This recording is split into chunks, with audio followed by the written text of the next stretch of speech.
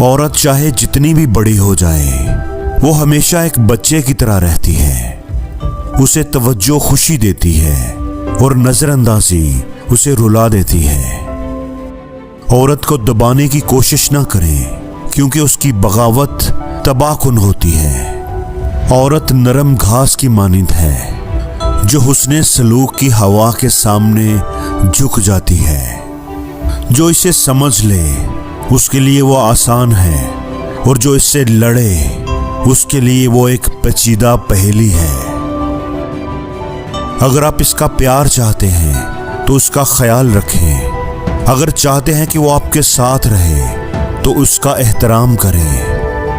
Shakespeare کا ایک بڑا خوبصورت قول ہے کہ ایک غصے سے بھرپور عورت سے بحث کرنے کی کوشش ایسے ہی ہے جیسے طوفان کے دوران اخبار کے صفحات پلٹنے کی کوشش۔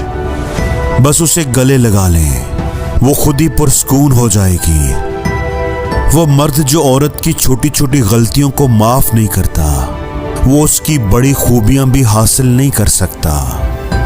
عورت کسی مرد کے سائے میں جینا چاہتی ہے نہ کہ کسی مرد کے ظلم کے نیچے۔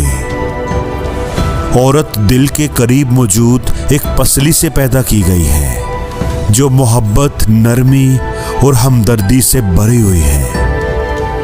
حقیقی محبت یہ ہے کہ آپ اسے اس کی خامیوں کے باوجود محبت کریں، نہ کہ اس کی خوبیاں دیکھ کر۔ عورت اس مرد سے محبت کرتی ہے جو اس کے لیے بھائی، سہارا اور دوست ہو، جو اس کی عقل اور شخصیت کا احترام کرے۔